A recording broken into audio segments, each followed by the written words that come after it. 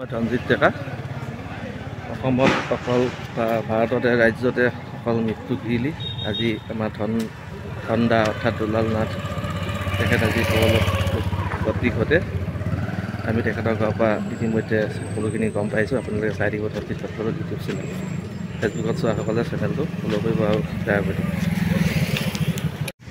এইখনে আছিল দুলাল নাথৰ দোকান মীনাক্ষী ক্লথ ষ্ট'ৰ আৰু তাৰ লগতে সকলো দোকান বজাৰ আজি বন্ধ কৰি ৰাখিছে। চাক আমি দেখুৱাইছোঁ দোকানীসকলে তেখেতৰ আত্মা সদগতিৰ বাবে সকলোৱে দোকান বজাৰ বন্ধ কৰি ৰাখিছে। এয়া হ'ল শলমাৰী গৰম বজাৰ। আমি সকলো দোকানকে দেখুৱাইছোঁ, সকলো দোকানেই বন্ধ আছে। ইয়াত কোনো এখন দোকান খোলা নাই। তেখেতৰ আত্মাৰ সদগতিৰ বাবে তেখেতলোকে দোকানীসকলে দোকান বন্ধ কৰি ৰাখিছে। আৰু চাওক একদম নিমাওমা পৰিৱেশ।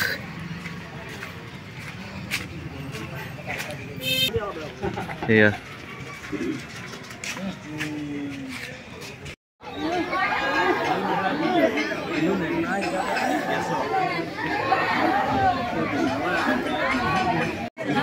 আমি দুলাল নাথৰ ঘৰত উপস্থিত আছোঁ।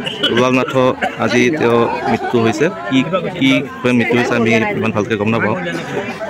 তেখেতৰ ওচৰৰে স্থানীয় ব্যক্তি এজনৰ লগত আমি যোগাযোগ কৰি তেখেতৰ সমাজসেৱী বুলি আমি ইতিমধ্যে গম পাইছোঁ। কেনেকুৱা ধৰণৰ লগত জড়িত আছিলে আমি তেখেতৰ পৰা আমি জানিব চেষ্টা কৰিম। আমি এজনক সুধিব চেষ্টা কৰিছোঁ। আপুনি কওকচোন বাৰু এই বাবা তেখেতে সমাজসেৱিক আছিলে, কি কামত আপোনাৰ তেখেতে জড়িত আছিলে তাৰ বিষয়ে অলপ আৰু ব্যৱসায় সন্থাৰ ফালৰ পৰাও তেওঁ স্থায়ী স্থান আছিলে আৰু BDP ফালৰ পৰাও তেওঁ সম্পাদক আছিলে। বিভিন্ন সমাজ দায়িত্বত থকা তেওঁ এজন সমাজ আগবঢ়োৱা মানে উদীয়মান যুৱক আছিলে। তেওঁ যুৱক হিচাপে আমি খুব এজন ভাল মানুহ এজন হেৰুৱালোঁ সমাজৰ পৰা। শলমাৰী গোটেই ৰাইজে বহুত গভীৰ আকস্মিক মৃত্যুত আমি দুখ প্ৰকাশ কৰিছোঁ। তেওঁৰ কাৰণে আমি আৰু এখন আসন পূৰাবৰ কাৰণে আমি সহজতে নোৱাৰিম আৰু তেওঁ যিটো কাৰ্য আমি কামত পাইছিলোঁ সহায় সাৰথি ৰাজহুৱাভাৱে সকলো কামতে তেওঁ আছিলে জড়িত, আগৰণুৱা আছিলে। তেখেতে VDP ছেক্ৰেটাৰী আছে বুলি VDP ছেক্ৰেটাৰী আৰু আমাৰ খেলৰ ৰাইজৰ পাঠক আছিলে।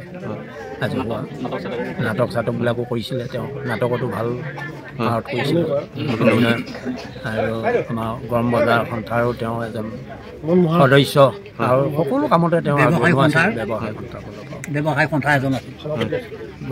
এতিয়া আপোনাক সুধিছোঁ, তেখেতৰ নাম দুটা বুলি শুনিছোঁ, এটা দুলাল আৰু আন এটা নাম আমি ভালকৈ নাজানো, আপুনি জনাচোন। প্ৰথম নাম হ'ল তেখেতৰ শ্ৰী দুলাল চন্দ্ৰ নাথ, দ্বিতীয় নাম হ'ল দীপম নাথ। আৰু ঘৰত কি বুলি মাতে? ধন বুলি ৰাইজে জানিবলগীয়া হ'লে তেখেতৰ নাম ধন আছিল আৰু দীপম আছিল। আমি সকলোকে দেখুৱাইছোঁ। আপুনি তেওঁৰ বিষয়ে অলপ কওকচোন। তেখেতে কেনেকুৱা ধৰণৰ জড়িত আছিলে আৰু কেনেকুৱা পাইছিল? তেওঁ এজন ভাল উদীয়মান ল'ৰা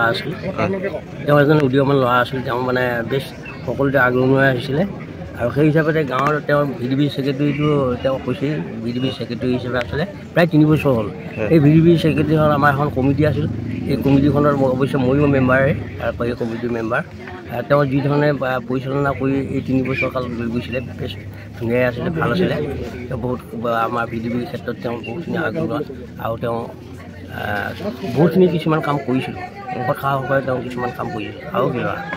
এতিয়া তেওঁ আজি হঠাৎ এনেকুৱা বিয়োগ হোৱাৰ কাৰণে আমাৰ মনটো অলপ হেৰি হৈ লাগিছে, কিন্তু কি কৰিব, এটি নিয়তি খেলা যাবই, গতিকে উপায় নাই। আচ্ছা, আপোনাৰ আৰু এটা কথা সুধোঁ, তেখেতৰ ল'ৰা ছোৱালী তেওঁ ছোৱালী 2জনী, ল'ৰা নাই। গতিকে মাক বাপেক এই 4টাই সিহঁতৰ পৰিয়ালটো। ল'ৰা নাই তেখেতৰ? ল'ৰা নাই, ছোৱালী 2জনী। তেখেতৰ ভাই ককাই কিমানজন আছিল? চাৰিজন। তেখেত সৰু। আপোনালোকে গম পাইছে নহয়, তেখেতৰ আমি বিৱৰণীখিনি গোটেইখিনি ৰাইজৰ পৰা আমি ল'লোঁ। তেখেতৰ এতিয়া শেষ শ্ৰদ্ধাঞ্জলি জনাবৰ কাৰণে লৈ যাব। এতিয়া তাতে চাই থাকিব সকলোৱে। এয়া হ'ল দুলাল নাথ, এইজন তেওঁক চাঙিত উঠাই শেষ শ্ৰদ্ধাঞ্জলিৰ কাৰণে তেখেতলোকে এটা আশীৰ্বাদ লৈছে আত্মা সদগতিৰ বাবে। আমি তেখেতক চিৰ আত্মা সদগতি পাওক আমাৰ ফালৰ পৰা আমি প্ৰণাম কৰিছোঁ। এয়া আছিল দুলাল নাথৰ গৃহৰ বন্ধু বান্ধৱীসকল যদি ভিডিঅ'টো ভাল পাইছে তেনেহ'লে এটা লাইক কৰিব, ফেচবুকত চোৱাসকলে চেনেলটো ফ'ল' কৰিব আৰু শ্বেয়াৰ কৰিব, আৰু যিসকলে ইউটিউবত চাইছে তেখেতলোকে চেনেলটো ছাবস্ক্ৰাইব কৰিব, ঘণ্টিটো বজাই অল কৰিব, তেতিয়া নতুন নতুন ভিডিঅ'বোৰ পাই থাকিব। আজিলৈ ভিডিঅ' ইমানে, ধন্যবাদ। জয় আই অসম।